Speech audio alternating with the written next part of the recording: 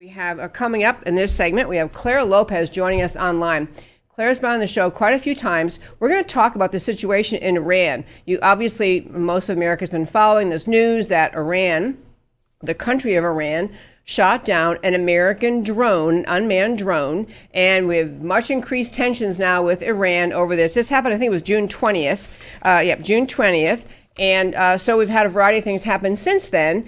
And we also have had, in addition to all the back and forth between America and Iran, we've had, of course, commentators weighing in, talking about how this is, all of this happened because Donald Trump messed up, or all this happened because Donald Trump withdrew from the JCP, the Iran deal. So I want to have Clare Lopez, who is, as you all know, if you've listened to our show before, she's the Vice President for Research and Analysis at the Center for Security Policy.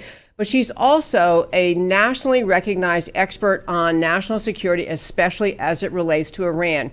She's a formerly with the CIA. She is with all these serious conservative think tanks. Reach out to her. She speaks nationally and all sorts of news shows, news outlets, and in congressional testimony about Iran and the complexities of dealing with Iran and the mullahs in Iran. So I hope, my wonderful producer Matt, we have Claire online.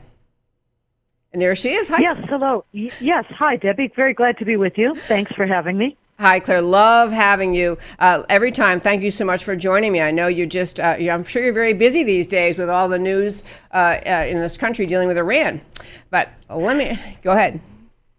No, I was just going to agree with you. Yes, it's been pretty much nonstop since I got back from a lovely, wonderful 10-day trip to Israel, end of May into the beginning of June. You know, I saw that you'd been to Israel, and I actually saw on the Center for Security Policy website you did at least some presentation about what happened in Israel. I love Israel. Yesterday, I actually did a lot of the show about Israel, and I want to maybe another time have you come back and hopefully talk about your Israel trip, because we're big supporters of Israel, but I really want to hit on Iran. So you had a piece up at Center for Security Policy essentially saying the United States response to Iranian aggression must be swift and firm. First, just tell me, why is that the best answer to this kind of aggression by Iran of shooting down the drone, being firm and swift? Why do you say that? Well, because the Iranian regime has been hit so hard by sanctions, and its financial situation is really, really shaky right now. They are not able to pay salaries of the IRGC, that's the Islamic Revolutionary Guard Corps, and others. They have not been able to pay the kind of funding that they used to give to their Islamic terror proxies like Hamas and Hezbollah.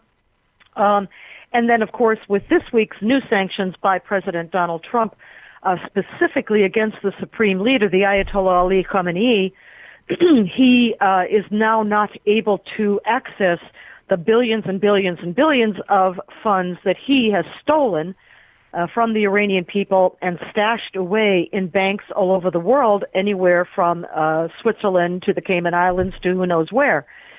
And also hit with those kinds of sanctions some of the top leadership of the IRGC. All of this to say that the regime is in a very, very precarious position right now.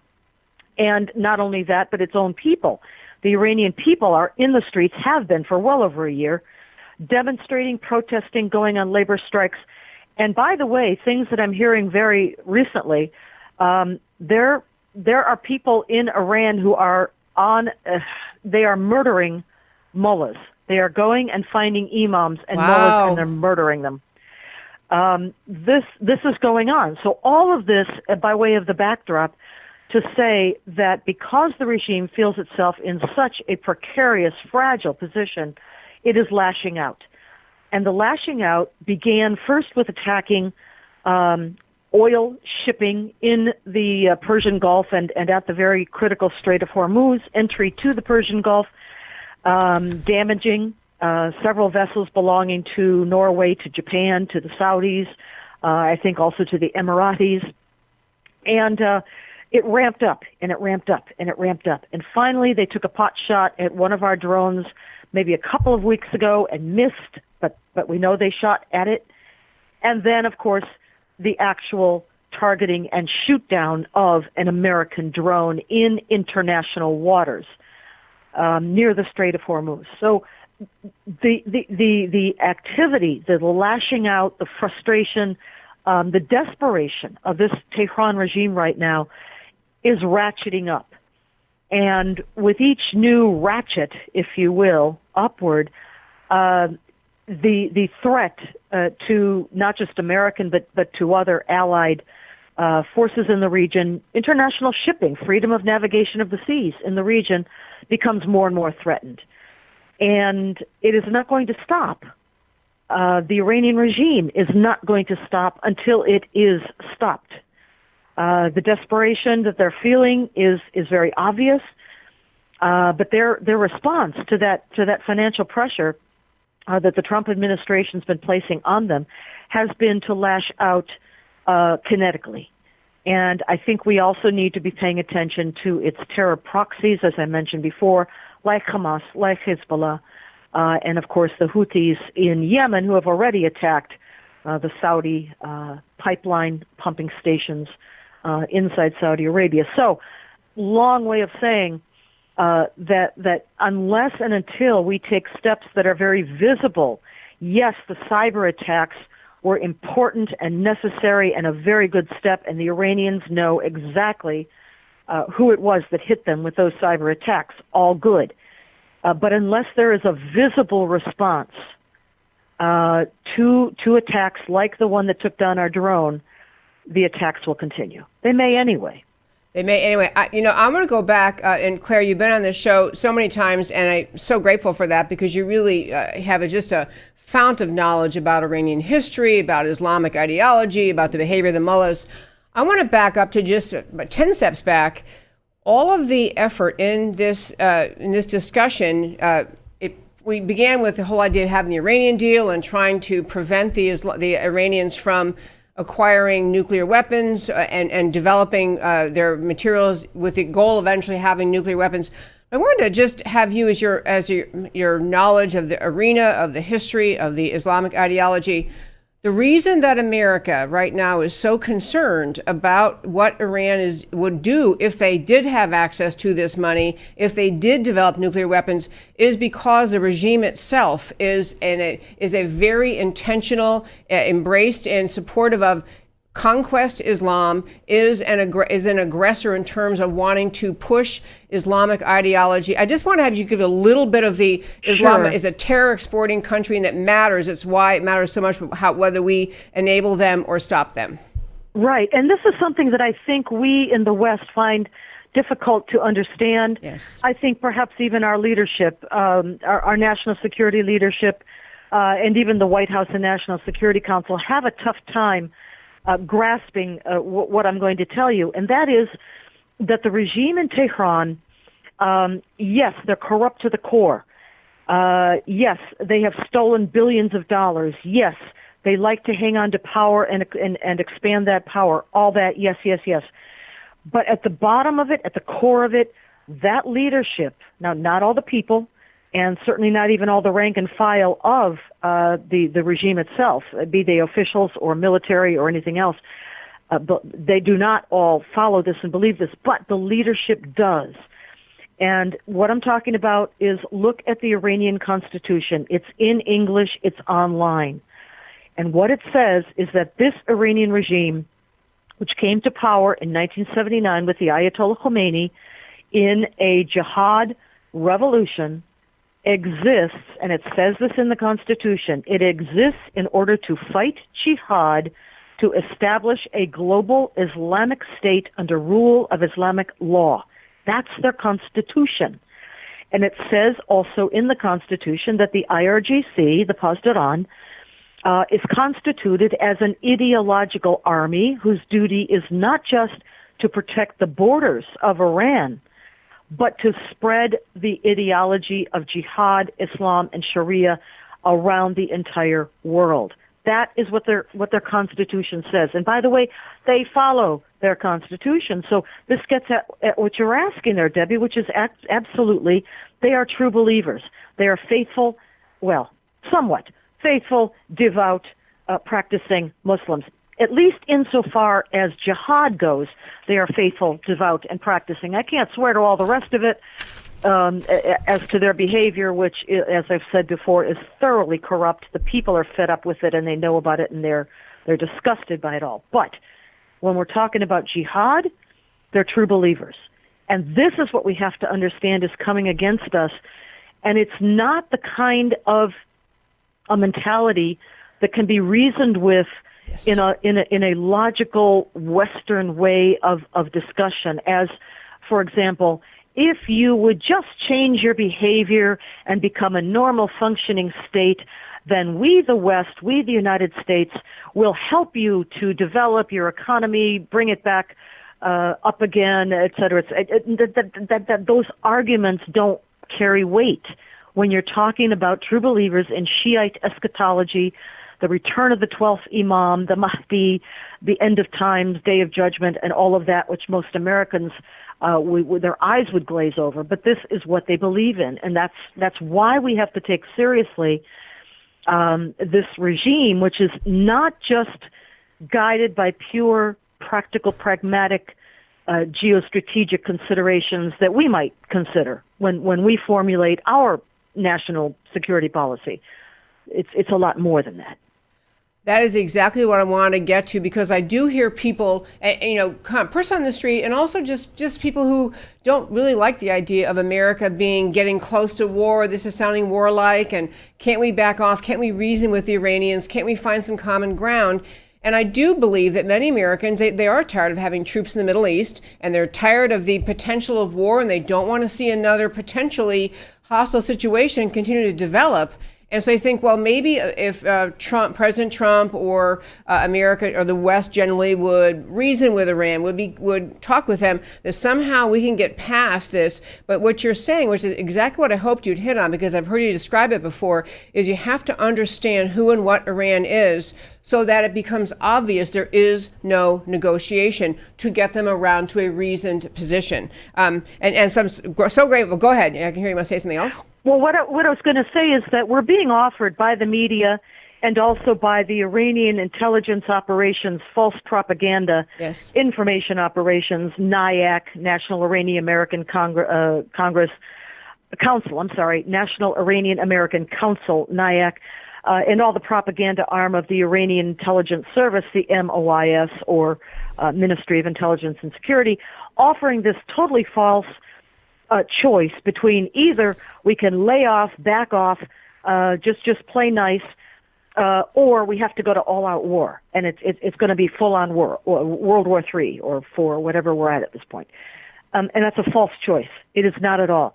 Look, for example, at what Israel is and has been doing up on the Golan Heights in what used to be called Syria. They conduct very hard-hitting strikes up in those areas on a rather constant basis every other week. Whenever, for example, they detect that the Iranians are moving high-tech weaponry to the Damascus regime or to Hezbollah, for example, GPS and precision guidance technology for missiles, that sort of thing, or the missiles themselves. When they detect that, what do? They don't back off and say, well, if you will just talk to us nicely, we'll deal. No, they don't say, can we please have more negotiations, please? No, they strike. They hit them. And they've been doing this over and over and over again for at least the last couple of years. Is that full-on warfare? No, it's not. But it is absolutely an immediate and hard-hitting strike whenever they detect something that would endanger Israeli national security and the security of the Israeli people. They don't hesitate. It is a limited strike, usually. It is a precision strike. Any who are killed in the process of that strike very likely are either Damascus regime personnel, officials from Iran itself, the Pasdaran or IRGC, Quds Force, or Hezbollah, or mix of the above. We're not talking about poor little goat herders. We're talking about bad guys. Now, that doesn't mean all-out war, does it? And they've been doing this, like I said, for years. I think we could learn something from that style of ensuring that the Iranian regime knows we will not put up with provocation, with aggression and belligerence. I love that. And it's interesting you happened to mention, I had actually brought an article to talk with you about, there is a Georgetown professor, Trita Parsi, who is speaking on behalf, speaking on behalf of the National Iranian American Council, and essentially her piece, and so she's obviously being given credit. It's a he. It's a he, okay, sorry, thanks. He is being given credit for a knowledgeable person, and he's a spokesman for the National Iranian American Council, essentially saying that President Trump, referring to President Trump's new sanctions as tariffs, saying that doing this is a miscalculation, it's a dangerous thing to do. This is the Iranian, speaking on behalf of the Iranian government, mullahs, trying to undermine the confidence in the American people in the actions that Trump is taking. Yeah, absolutely. Trita Parsi and his organization that he founded, NIAC, National Iranian American Council, that is one of the prime assets of the Tehran regime in America for information influence operations, aka propaganda. If you hear NIAC, if you hear Trita Parsi, you know that you are hearing from the Iranian regime in Tehran. That is good to know. Okay, let me switch topics quickly to the National Security Advisor, John Bolton. He's sure been taking a lot of criticism about he's too much of a hawk and President Trump shouldn't be listening to him. What's your sense of how National Security Advisor Bolton has handled this whole situation with Iran?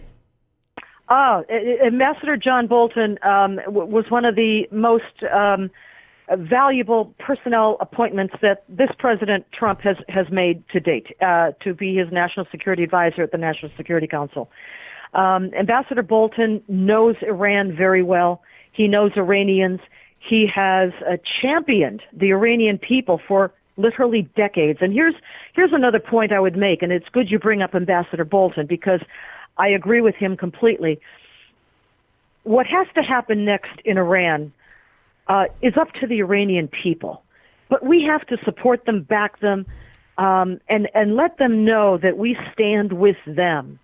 Now, an earlier president of ours made that promise, as I recall, that we will stand with the Iranian people as they stand for their own liberty in one of his State of the Union addresses to Congress.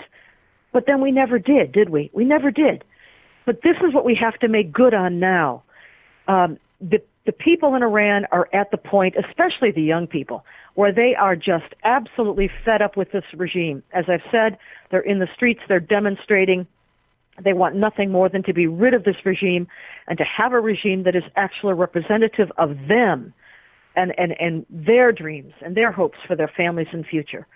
So this is what Ambassador Bolton has championed for years, that the Iranian people need to be helped and empowered.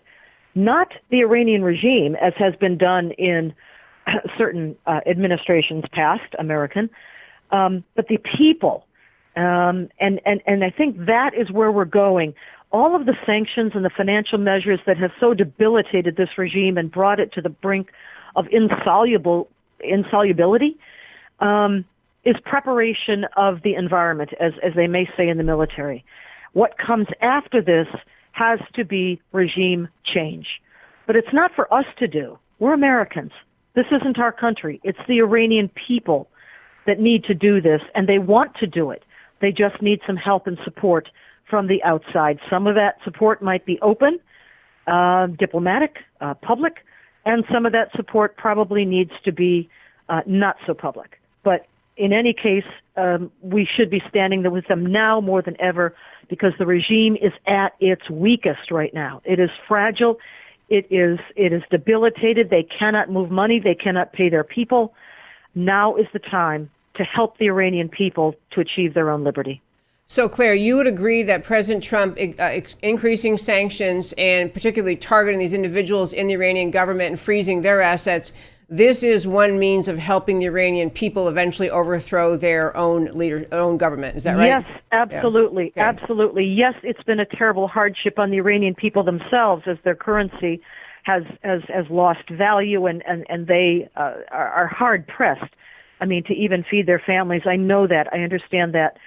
But this is the phase that has to be gotten through on the way to regime change. And yes, the president, our President Trump, is on the right track. So is Ambassador Bolton, and so is Secretary of State Mike Pompeo.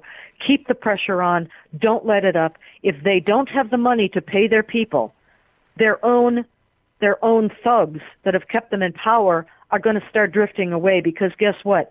Every single one of those members of the IRGC, the Quds Force, the Basij, even the intelligence service, they've got families too. And they're facing the hardship because their own salaries are being cut.